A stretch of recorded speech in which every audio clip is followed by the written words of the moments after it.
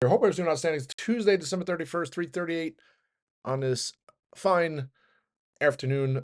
Want to wish everybody a happy, safe, healthy New Year. Enjoy yourself on New Year's Eve. Just want to get on really quick. There's not much to talk about. Today's one of those lackluster sessions. The SPY tried to bounce after the past two sessions of red, and it looks like not going to get enough. It's probably going to be volatile here into the close. We got 20 minutes, some window dressing, whatever you want to call it. But the S&P is down a 0.25%. Dow's barely is pretty much flat. But still a strong year. Get to wash the hands off and kick it off in 2025. So of course everybody's going to have their themes, and some of it, the AI themes. Is that going to continue? Is quantum computing going to be the biggest I mean, it's already been going crazy. What's the next big thing, right? I mean, it was the metaverse a couple years ago. Uh, it just seems like it's every 6 months or so there's some kind of new theme that comes out. Is it going to be robotics, right? I mean, so uh, should be interesting. Uh, Take a look at a SPY, and 585 was the key spot that I keep talking about, and sure enough, what happens? We sold off, broke under 585 for about 5-10 minutes, and then bounced, and then did it again at about 245 before bouncing. So hopefully that provides good support. I said silver lining yesterday was yields were falling, but today they're back up. The silver lining today is the VIX, and the VIX has been kind of holding flat for most of the day. It's almost at the lows of it. Well, not the lows, but the lows of the afternoon. Still, it's in the red, and that's despite the volatility today. So uh, good stuff there.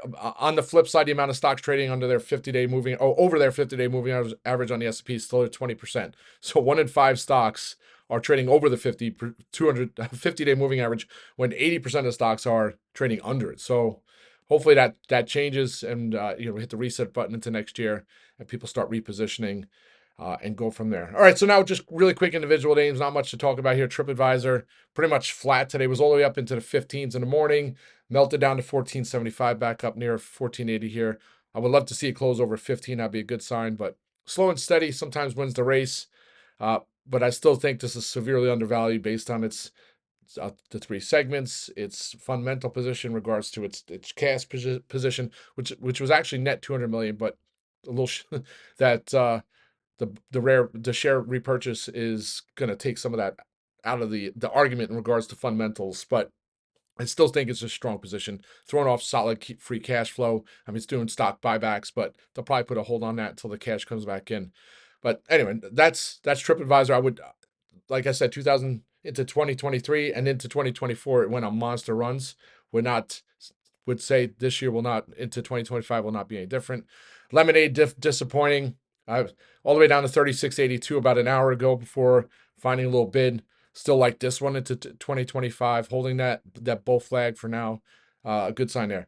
And then last but not least, I'm doing my top 5 stock webinar. So I was going to try and do it tonight, but my voice is not so good. So it'll be recorded and up probably tomorrow afternoon or tomorrow evening. And I pretty much have all the stocks. I've had them for quite some time. I've been kind of jostling between a few. But one of the names that had come to my that I was looking at today, and the last one that I kind of had to, my last ones I have to look at, uh, Giga Cloud Technology, right? So you do scans and pulls up, so 25% growth over 5 year, whatever metrics some I put in for high short interest, just to find names that I'm not so familiar with. And sure enough, up pops this one, right? Looks great. They're doing a stock buyback program, a huge growth over the last 2 years. And I'm like, is this undiscovered? And then I start looking at FinTwit, and I'm trying to find out, like, is this just me, or does the market have it wrong? Because it just hit pretty much multi-month lows just a little while ago. And then I pop in and I start asking some folks, and then I go on and I say, "Oh wow, Jim Cramer opt in on this one." Uh, I don't know, back in the spring. Let's see, I didn't even see where I found it. I guess he did it back in the spring. Did he do it back in the spring? Yeah, back in May. And he made some points. Oh, well, looks great, but some concerns because some viewers had dialed in. So this is back in May, and then he noted that some short seller had come out with a report back in last September. Culper something. I forget what the name of the short seller is.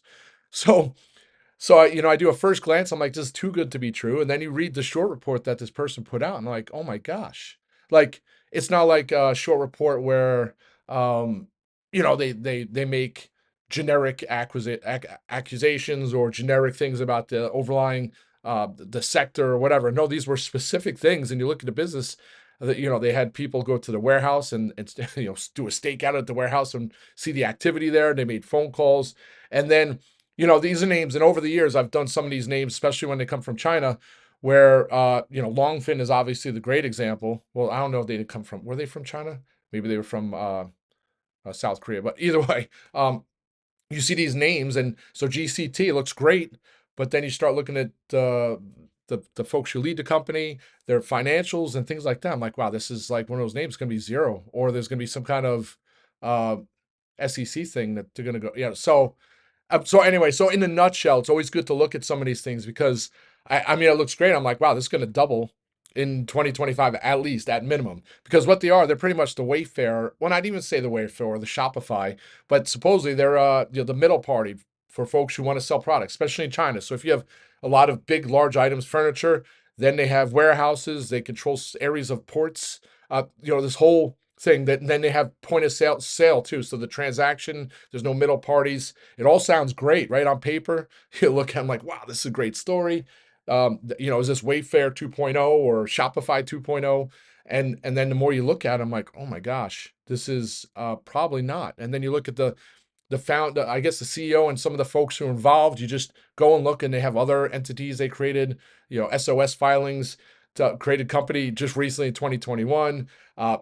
It's just crazy stuff. So, hey, maybe it does run. And this person came out with this short piece back in the fall of last year, and the stock went from like $17, or maybe it was single digits, all the way up to 50. So you could be right on your short thesis, right? Everything could be right, but the market doesn't care sometimes, right? And then finally, by the time the market catches on, and you could be making money because it goes to zero or whatever, it gets delisted.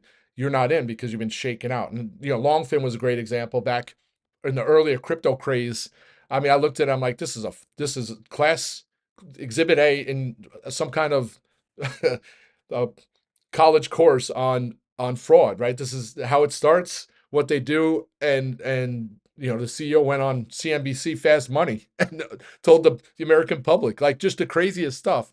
And that's what makes you know that it's not to be naive about some of these folks, right? So GCT came out and rebutted the short sellers acquisitions, but I'm muffling my words here. I apologize, folks.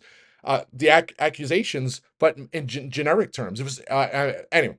Not even, I'm wasting too much time on it, but that's probably about the time I spent looking at it. And I'm like, wow, this is when you start doing research on a name, and then you get like the goosebumps almost, like you get excited, like, wow.